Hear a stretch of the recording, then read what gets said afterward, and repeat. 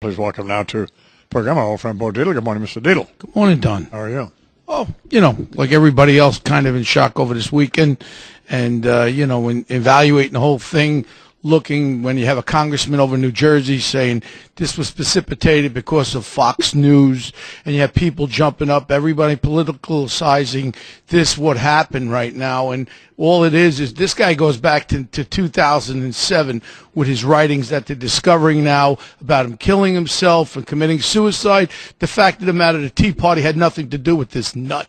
And you have nuts like this that percolate out across our country, and we got to realize, we only have a small amount comparison of the people that are percolating out there, the terrorists that are out there, the cells that are out there. I mean, we don't take this lightly, but in reality, in the whole scope of everything, we're lucky that we don't go through this more often. And again, guns don't kill people, people kill people. But some of the political rhetoric on both sides doesn't help.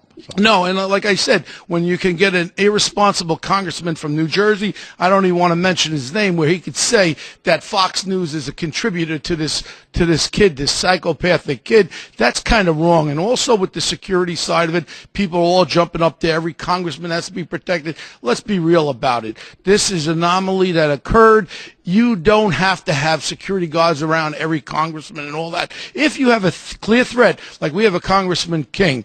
Congressman King's the head of our Homeland Security. He is a congressman who's had threats against them. He should have security. The Capitol Police should look at the different things and assign security to whoever has a real viable threat. We take threats on if someone, say, threatens you.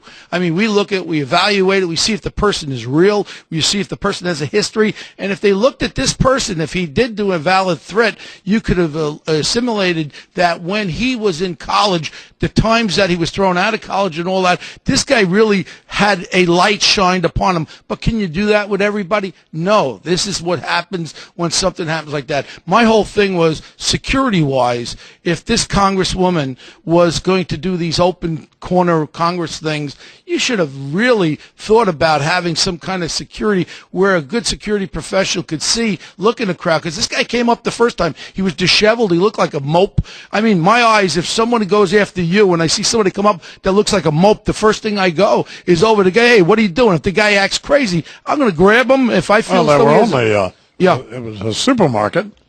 There were only about 15 or 20 people there. Understood, but she publicized it on Twitter. She publicized the fact this was her regular thing. She went out to the people, and God bless her, and we all are with her, and our prayers are with her and the family. But this was something that when you have a publicized event, and people are going to go there, we don't know what's going to happen at a publicized event, because you got nuts that sit there, oh, this is my shot to get at this person.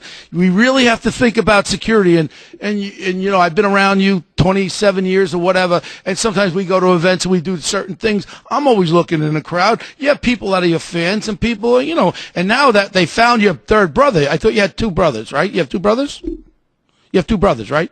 One brother, Fred. No. I found your other brother, this guy. Ted Williams. He talks just like you. 12 minutes. He's your brother. 12 minutes till